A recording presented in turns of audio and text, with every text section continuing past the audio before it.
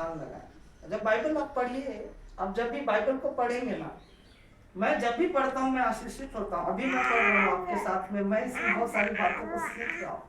अभी तुरंत में वो मुझसे बात कर रहा है। हमेशा परमेश्वर का एक एक जो बाइबल का वचन है वो बातचीत करता है। संदीप भाई कुछ देर पहले मेरे से बहुत देर बात किया, इन्होंने कहा कि मैं कैसे परमेश्वर की आवाज को सुनूंगा।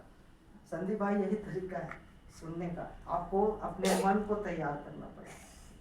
ये अपने हृदय में आपको रखना पड़ेगा कि आज मैं परमेश्वर की आवाज को सुनना चाहता हूँ। और जब आप पढ़ेंगे वो आपसे बात करता है। और देखिए वो यहाँ पर अब्राहम से वही बात कर रहा, बोल रहा मैं तुम्हें आशीष का मूल बनाऊंगा। जिसका कोई बेटा बेटी नहीं, कोई संतान नहीं, उसको क्या बोलता है कि मैं तुम्हें आशीष का मूल ठहराऊंगा, तुमसे एक बड़ी जाति बनाऊंगा। आगे तीसरा पद, और जो तुम्हें आशीर्वाद दे उन्हें मैं आशीष दूंगा, और जो तुझे कोसे उसे मैं श्राप दूंगा, और भूमंडल के सारे कुल तेरे द्वारा आशीष पाएंगे। हालेलुया। बहुत ही अद्भुत बात यहाँ पर परमेश्वर कहता है कि मैं तुझे, है ना, जो तुझे आशीर्वाद दे, है ना, जो तेरे विषय में अच्छी बातों को कहे, जो तुझे आशीर्वाद दे, जो तुझे आशीष दे, बोलता है मैं उन्हें क्या दूंगा, आशीष दूंगा। ये इस बात को बताता है कि मैं तुम्हारा रक्षक हूँ। परमेश्वर हमारा रक्षक है, वो हमें चलाने वाला, हमारी अगुवाई करने वाला परमेश्वर है। और वो बोलता है कि यदि कोई तुझे आशीष देगा तो मैं भी उसे आशीष दूंगा। याद रखें, हम हर एक को परमेश्वर ने बुलाया है कि क्या हो जाए। देखिए आगे पढ़ते हैं तो पाते हैं कि जो तुझे कोसे उसे मैं श्राप दूंगा, बोलता है। जो कोसता है उसको मैं क्या दूंगा, श्राप दूंगा। और बोलता भूमंडल के सारे कुल तेरे द्वारा, केवल अब्राहम, यदि तू मेरे पीछे चलेगा तो केवल तू ही आशीषित नहीं होगा, पर तेरे कारण ये भूमंडल का हर एक जाति आशीषित हो जाएगा। हालेलुया। ये परमेश्वर का इच्छा है, ये परमेश्वर का काम है। केवल वो आपको आशीषित नहीं करेगा। अगर आप आशीषित होंगे तो आपके साथ साथ आपका घराना, आपका कुल, आपका पड़ोसी, आपका शहर, है ना, सब कोई आशीष को प्राप्त करेगा।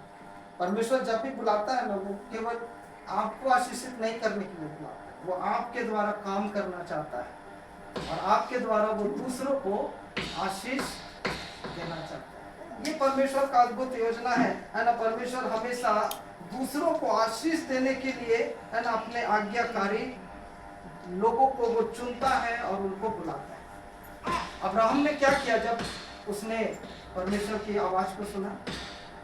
वचन क्या बताता है? वचन बताता है कि अब्राहम ने जब इस बात को सुना, वो क्या किया, अपना सब कुछ छोड़कर रातों रात वहां से निकल गया, है ना। जो बाइबल स्कॉलर्स हैं वो बोलते हैं कि अब्राहम जिस रात अपने घर से निकल रहा था, उसने अपने आंगन में खड़ी हर एक मूर्तियों को तोड़कर चकनाचूर कर दिया। रातों रात वहां से वो निकल गया। सब कुछ जो उसके आंगन में वो जो मूर्तियां थी उनको उसने तोड़ा और वहां से वो चला गया, बिना किसी को कुछ बोले, बिना किसी से कुछ मांगे, वो वहां से चुपचाप चला गया। कहाँ जाना है, किस ओर जाना है, कहीं नहीं पूछा। अब्राहम पूछा परमेश्वर पूरब जाएंगे या पश्चिम, उत्तर या दक्षिण, कुछ नहीं पूछ रहा किधर जाना है, बस बोल रहा है कि तुमको जाना है, वो चला। ये बहुत अद्भुत विश्वास है जो परमेश्वर वैसे ही विश्वास मेरे और आपके अंदर में देखना चाहता है। अगर हम अब्राहम के जैसा अगर हम विश्वास को अगर अपने जीवन में पकड़ लें तो हम उन बातों को होते हुए देखेंगे जो हम कभी सुने नहीं, हम कभी देखे नहीं। आज सुबह में जुड़े थे, भाभी जुड़ी हुई नहीं, अच्छा हाँ, सिस्टर जुड़ी हुई थी, है ना। अद्भुत गवाही आज सुबह में मैं तैयार कर, पहला गवाही था गोल ब्लडर में छेद। यही हजारीबाग का ही कहानी है, उसकी बेटी है कहीं रहती जिनके पापा के गोल ब्लडर में यह अद्भुत काम हुआ। उसके गोल ब्लडर में छेद था अंकल का, और डॉक्टर ने कहा था ऑपरेशन करना पड़ेगा। जब दोबारा टेस्ट हुआ तो टेस्ट में आया कि गोल ब्लडर का छेद गायब हो गया, जिसके कारण उसके पेट में हमेशा पानी भर रहा था। ये परमेश्वर अद्भुत काम कर सकता है। हम लोग और भी बहुत सारी गवाहियों को सुने, ऐसे ऐसे जो अंग जो शरीर से काट कर निकाल दिए गए उसको परमेश्वर दोबारा बनाता है। है ना। और इसलिए हम हमेशा कहते हैं कि परमेश्वर मिस्त्री नहीं है, वो मैकेनिक नहीं है। डॉक्टर तो मैकेनिक है ना, वो तो रिपेयर करता है, सिएगा, जोड़ेगा, और परमेश्वर नया बना के देता है। हालेलुया। अद्भुत है। अगर आपके पैर में समस्या, आंखों में समस्या है, तो परमेश्वर से ये मत कहिए कि इसको सुधार दो, परमेश्वर को बोलिए कि इसको नया बना दो। हालेलुया। वो बोलता है मैं नया कर दूंगा, देख मैं तुम्हारे लिए सब कुछ नया कर देता हूँ। रिपेयर नहीं करेगा, कभी आपके रिश्तों को वो रिपेयर नहीं करेगा, वो नया बनाएगा। हालेलुया।